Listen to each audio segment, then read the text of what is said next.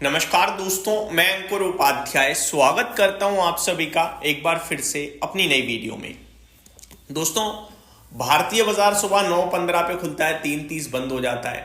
Asian market सुबह 6 बजे से खुलना शुरू होते हैं, 12-1 बजे तक बंद हो जाते हैं। यूरोपियन मार्केट 1:30 बजे से खुलना शुरू होते हैं, रात 11-12 बजे तक चलते हैं। लेकिन मजा पता है कब आता है? मजा आता है शाम को, जब अमेरिका का बाजार ओपन होता है, क्योंकि प्रेसिडेंट ट्रंप बीच में आके कुछ विस्फोट कर देते हैं, कभी पॉजिटिव साइड पे, कभी नेगेटिव साइड पे। कभी प्रेसिडेंट ट्रंप नहीं करते तो कोई फेड मेंबर विस्फोट कर देता है, और उनका बाजार ना रिएक्ट बहुत दमदार तरीके से करता है, चाहे नेगेटिव हो चाहे पॉजिटिव हो।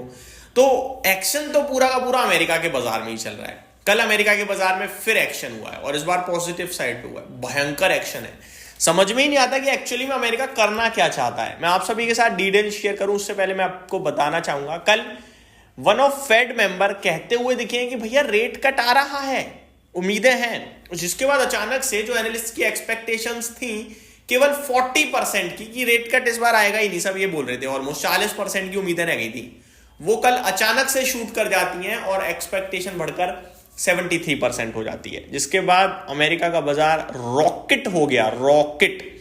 मैं आपको बताना चाहूंगा कल यही अमेरिका का बाजार इसलिए गिरा था क्योंकि फेड रेट कट की उम्मीदें नहीं थी। दमदार जॉब्स डेटा आया, रेट कट की उम्मीदें नहीं है, तो अमेरिका का बाजार गिर गया।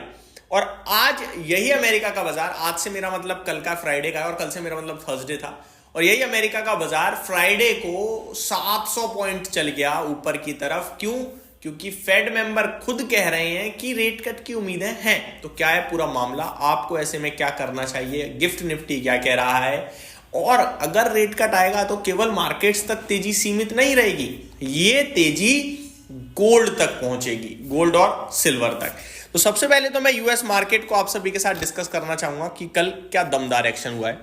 करीब 11 बजे एक्शन शुरू होता है और 1 घंटे के अंदर डाउ जोन्स में 700 पॉइंट्स की तेजी हो जाती है। जो डाउ बिल्कुल फ्लैट था वो 700 पॉइंट ऊपर खड़ा है 1 घंटे के अंदर। उसके बाद गिरावट होती है, 300 पॉइंट ऊपर से चला जाता है, 400 पॉइंट की तेजी रह गई, और फिर दोबारा ऊपर जाता है, 750 पॉइंट ऊपर हो जाता है, और एट द एंड 500 पॉइंट ऊपर बंद हुआ। तो वॉलेटिलिटी तो अपनी पीक पे थी, ये तो मैंने आपको बता ही दिया। अब तेजी की बात करें तो डाउ करीब 500 पॉइंट भागा है, 1% ऊपर। नेस्डेक इंडेक्स 0.88% ऊपर था, ये भी करीब 1% ऊपर। S&P 500 1% ऊपर था, और कमाल की तेजी दिखी कल रसल 2000 में, क्योंकि भैया रेट कट जैसी चीजें आएंगी तो वो ग्लोबल ब्रॉडर मार्केट के लिए ज्यादा अच्छी रहती हैं, पूरी देश की इकोनॉमी के लिए ज्यादा अच्छी रहती हैं, इसलिए ब्रॉडर मार्केट में ही ज्यादा तेजी थी।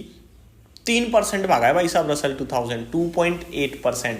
तो नेक्स्ट लेवल तेजी थी कल रसल 2000 में। तो ठीक है, अब सवाल उठता है कि ऐसा क्या हुआ, चलिए ये भी बता देते हैं आप सभी को। फेड मेंबर है दोस्तों जॉन विलियम्स, इन्होंने ना एक कमेंट कर दिया बस, और वही सारा का सारा तेजी के पीछे कारण बना।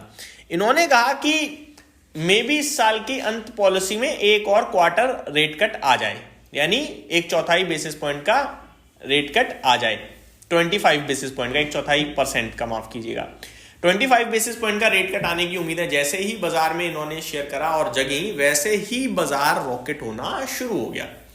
मैं आपको बताऊं, जो पहले 40% एनालिस्ट कह रहे थे कि रेट कट आएगा, वो अभी एक्सपेक्टेशन 73% की हो गई है। जॉन विलियम्स को थोड़ा इंपॉर्टेंस भी बाजार ज्यादा देता है, क्योंकि ये न्यूयॉर्क के हेड हैं, तो जिसकी वजह से थोड़ा सा इनकी कमेंट्री को बाजार ने सीरियसली ले लिया और बाजार रॉकेट हो गया।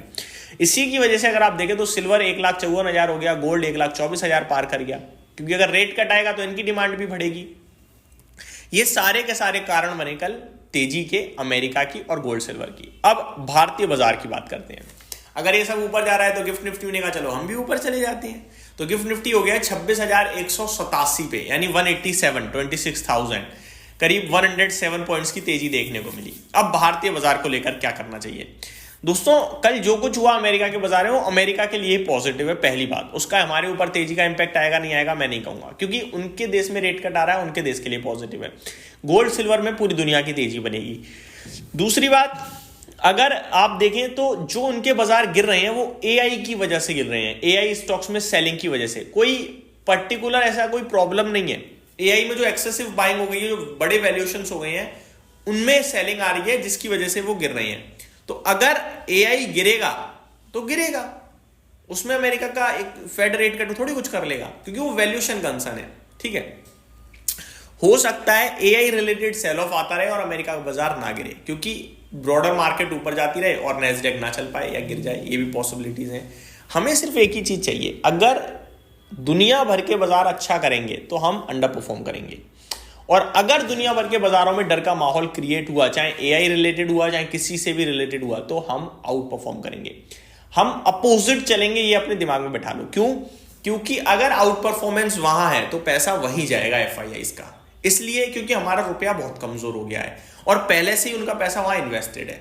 अगर वो लोग खराब करेंगे तो वहां से पैसा निकलेगा और फिर दूसरे मार्केट्स में जाएगा, जिसमें भारत का बाजार अव्वल नंबर पे आ सकता है। और अभी आए ना आए, लेकिन मार्च क्वार्टर से आपको अपने भारतीय बाजार में फंड फ्लोज आते दिखने चाहिए। क्यों? क्योंकि इकोनॉमी बहुत बेहतर करके गई है इस बार। अगले क्वार्टर और अच्छे नंबर आ गए तो वैल्यूएशन हो जाएंगे निफ्टी के सस्ते, और उसके अगले क्वार्टर में मार्च क्वार्टर, जैसा कि मैं कह रहा हूं, दमदार नंबर्स की पूरी आशंका है, और बजट में भी कुछ बड़ी चीजें आ सकती हैं फरवरी में। तो अब यहां से भारतीय बाजार अट्रैक्टिव लगना शुरू होना चाहिए इन्वेस्टर्स को, और यहां से कैसे कैसे चीजें फॉर्म होती हैं वो हमें टाइमली क्लोजली वॉच करना चाहिए। यही समाप्त करता हूं इस वीडियो को। Thank you so much for watching this video. Have a great day guys.